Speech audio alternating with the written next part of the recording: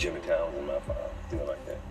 So I guess it kind of pissed me. This is SteveHarvey with the interview talking. And so when Jason told him that, it kind of pissed him off. And he told Jason, I love your mama, so I got to love you. Where is that punk ass, you know? Hello everyone, I hope all is well. Now let me give you a little backstory on this. Now this is Jim L. Townsend. Now he is the ex-husband of Marjorie HARVEY, who is now the wife of SteveHarvey. Now he spent, I think it was 26 or 27 years in prison on a slew of charges, which included drug trafficking. He's out, I think, now for about 6 years, but he has chosen to now speak up on the relationship he had with this woman. Now that part where he said SteveHarvey asked his son about his punk-ass father, I think SteveHarvey actually anticipated that this would be his next move, because I think this is a punk-ass move. What I do believe Mr. Townsend needs to do now is to penance. He needs to do penance and atone, because I think he has done a lot of damage to the black community. So instead of sitting here and snitching on a relationship you had with a woman that was legal and that produced children, find something worthy to do. Maybe billiards or cards. I ain't nobody. You ain't got to worry about me. So this man has never been in the same room with you. Period. That's what he called you a punk ass. Yeah, that's what he told Jason. I mean, she used to hate. See, that's what I'm saying. I'm telling all y'all. She said, and it was fact, she used to check dudes with big lips. She was called soup coolers. Well, we have a right to change our minds, right, Mr. Townsend?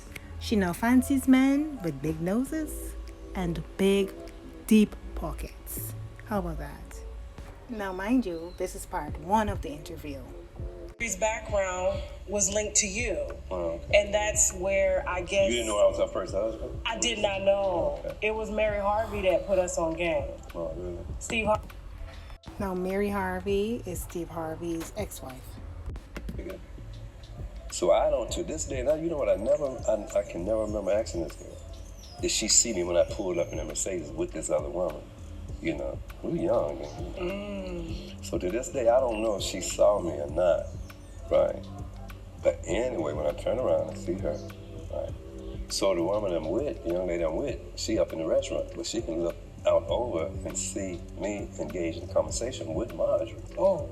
You know what I mean? So, now listen, this man was married, Steve was married, and Marjorie was married, allegedly. So how does the moral soapbox factor into this? Hit it off? Yeah, because in my mindset, you got to understand, too, in my mindset, it was, okay, you played me like that, you didn't call me like you said you were, you know, so I did everything. And be mindful that I was turned out by an older woman. You see what I'm saying? So this is a young woman, so you're like... Yeah, but behind that, I fell in love with this 36-year-old woman. Really? You fell in love? You were in lust. You were lusting off of that 36-year-old woman. So I was at least 60. Youngest. Okay. So that type of thing. So you guys hit it off. Now, was it for a while, Marjorie, your wife, and other women?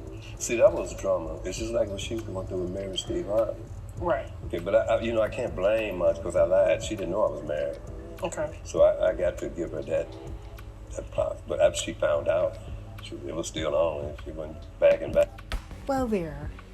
You see, he signed his destiny of misery with this 36-year-old woman, and now he wants to come out and say, I'm telling everything.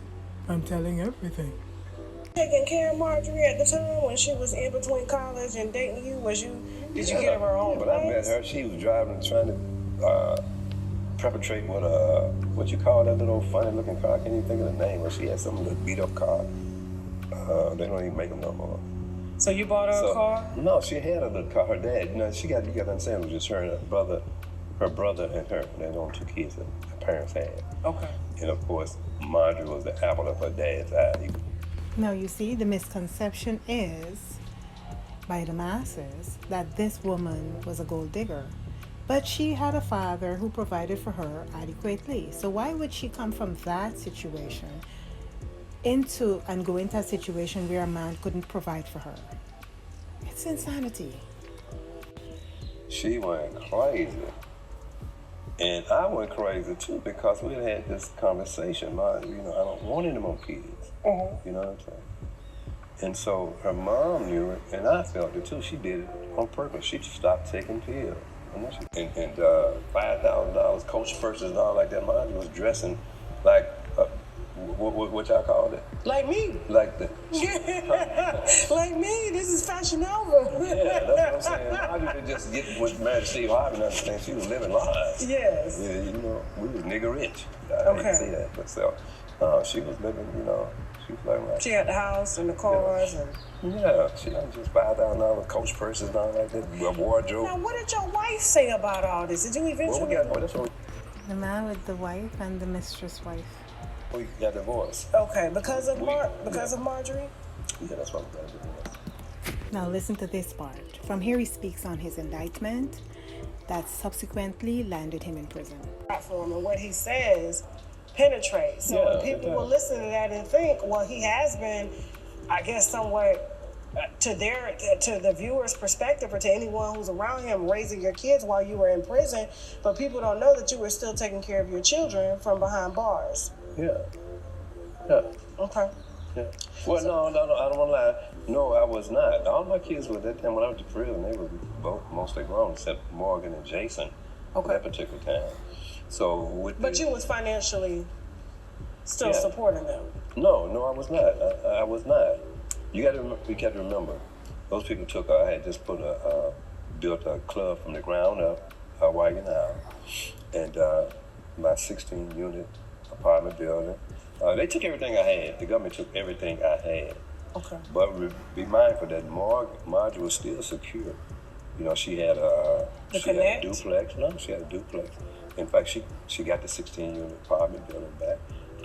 She had a 16-unit apartment building. Yeah, we had that. The government took it from me initially. And she, the Hawaiian Isles, she eventually got that back. What? As far, well, that was the name of my last club that Okay. I had. The government took that. They Okay. confiscated that. They was able to confiscate it because my right hand. Now you see what the black community is facing? There are many, many more Jimmy Townsends. Man, went to the forfeiture on mine. Nothing was in my name, so they couldn't have taken the club. Okay. But by him, I did give him monies to take to the interior decorator. Just so happened that particular day, I gave him. In fact, Marjorie had called me. This is when I was in the process of building. I built it from the ground up, the Hawaii now. I tore down the whole building. I bought the whole plot. I was building it up. And so during that time, the interior decorator that was doing all the decoration within the club, she needed $15,000 that particular day. So Marjorie calls me, so I can't get to the money. She couldn't get to it. I said, well, that's no problem. Pete had just picked up my right-hand man, lieutenant. He had just picked up $30,000. Yeah, his right-hand man, his lieutenant. Only drug dealers use such lingo. Jimmy, you see why your kids were upset with you? This really was not a good idea, because this is not a good look. It isn't. So I told him to take the $15,000 of it and take it to Marjorie so she could give it to the interior decorator. And I said, don't. I said, you got to do that right now. Don't, you pretty much move. Go and take care of that right now. Don't skittle-daddle, I guess you could say. So anyway, he did that, and he took her the money. So people got to be mindful that even though my name was nowhere on the bill and all like that, because it was in cooperation with Marjorie and my mom and so forth.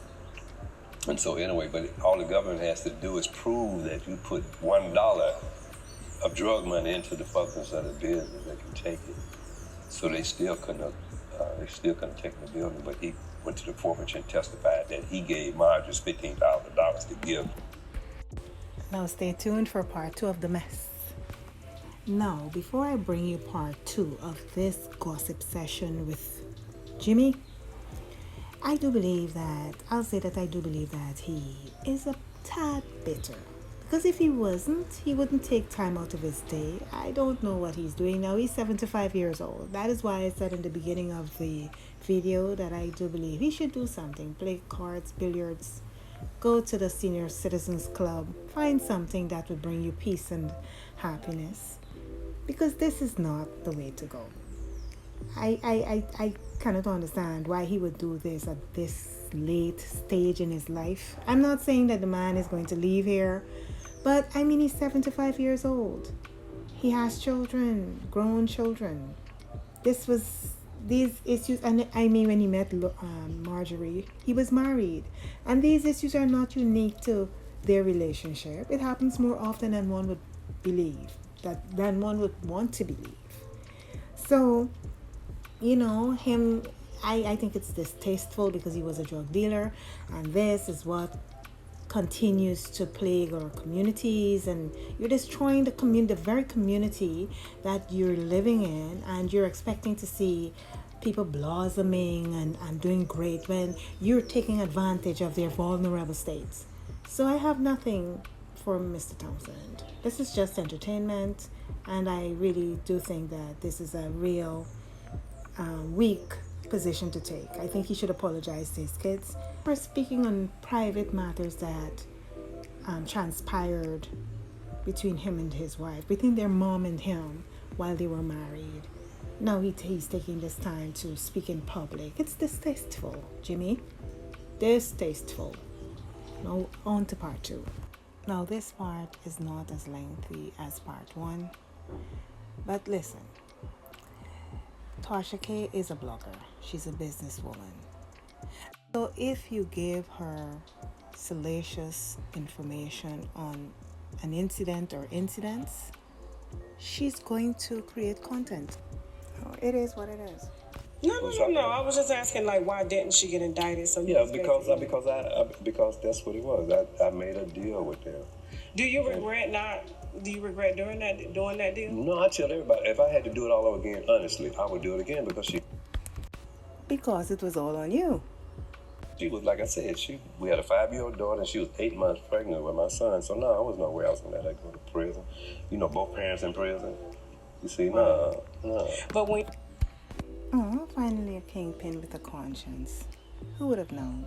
Baby, my daughter is ecstatic. I'll have it because I'm going to be able to come to her. And you going to tell her that if I come, you're not coming? I don't give a crap about you. It's about my grandbaby. Yeah, and you being able to be there now for moments that you miss. Yeah, I done got past that. Okay, that's where you want to act. That's on you. We never fell out about nothing. See, I don't feel guilty or nothing or have any aspiration about what we went through because the fallout. You made the decision to cut yourself off from me. See, I'm going on with my life. Just leave me alone. I'm going on my life. My whole thing is about bonding with my kids and my grandkids. Because I got a bunch of them. Oh yes, and here you are, speaking on private family issues with the public as your audience. Good job, Jimmy. Talking about Marjorie, when she did that, put my daughter where she had to make a decision between, and my daughter even told me, she said, Dad, she was distraught. She said, well, I'm going to tell Mama you ain't coming, then you just come anyway. Show up. I said, nah, Morgan, I'm not going to do that because it's going to bring a big rift between you and her, and it's going to be a ball of confusion. I don't need no more confusion. I've had 27 years. Oh, really? So what do you think this interview would cause? It's a confusion. We're not going to do it that way. So what we did, I took Elle the day before her birthday party. We go to Chick-fil-A. To this day, she loves Chick-fil-A. Aww. So what she's doing, but she's totally disrupted relationship between, or tried to anyway. Well, she did it between her and her daughter, Morgan. Morgan, it's just the truth, because we had long talks. Because Morgan initially thought that I was writing a book to throw Marjorie under the bus, and I told her, no, I would never do that, because she is the mother of my kid. But she just went crazy, and she needed to be called out for what she's done and what she. So, Jimmy, how what you've done here is supposed to foster any prospects of a good relationship between you and Marjorie and your children who are upset she's doing. And my thing is, how you gonna do your daughter and your son-in-law like that? Here you got a foundation talking about helping other kids, but you doing your kids and your grandkid like you doing them. That's unacceptable. You see what I'm saying? That will piss me off tremendously. Yeah, this man is bitter. This is where that dude rolled over on their mama. Damn. That sister. I'm serious. You see what I'm saying? So I've seen that. So nothing surprised me when a person that really don't want to go to prison, you know. They want to do the crime, but they don't want to do the time. Yeah. I mean, you can identify with that, Jimmy, because you did not willingly do the time either. I had to ask Marjorie to do nothing. She just did it. She wanted to. I didn't say, you know, because my first wife, you know, got hooked up with it. She got hooked on drugs, you know what I'm saying? Oh, wow. Yeah, and so behind that, I learned. So my second, well, she was my common law wife. You know, we shacked. And so I wouldn't let her see nothing to do. I didn't want her to fool with nothing, but some kind of way she ended up. I forgot exactly how she got into it. Okay, now it's all in the exposure. But she ended up, you know, making runs and doing all that crazy stuff. I just want to thank you for just, you know, trusting my platform and my viewers to bring forth, you know, a part of the truth. The books is really going to go into depth, like, on a lot of questions, you know, that either went unanswered or a lot of, you know, things that we just didn't get to really unwind during our first conversation. But I'm going to need that paperwork. Yeah, I'm going to show it to you. Yeah, I need that paperwork. Because, you know, that's going to... Well, I ain't going to do nothing that, you know, that I'm saying going to commit slander. No, you good. So I'm you just good. telling you. I found this part to be quite funny. Not Tasha K. She is not going to allow anyone or anything to remotely lead her into a situation where she has to see another courtroom as the defendant. Truth and I can back up on. No, I appreciate That's what I'm you. saying. Stuff that I don't know, the speculation, then I don't like to speak on it. Yeah. Yeah. But that's really it. Ladies and gentlemen, Jimmy L. Townsend. I like the way you say that. I like the way you say that. I say that, man. Look, Snakes in the Garden. That's a 3-book series. We are. Okay, now, so that wraps up the interview. But he wrote a book titled Snakes in the Garden. You heard her say that, right? I really do believe that they should retitle that book to The Snakes Who Destroy Their Communities. Yeah, I would suggest that they do. Because this is horrible. Anyway, as always, let's continue this conversation down in the comment section. Share your thoughts. And as always, stay safe and be self-aware. And subscribe for more snippets of wisdom and real talk. See you in the next one.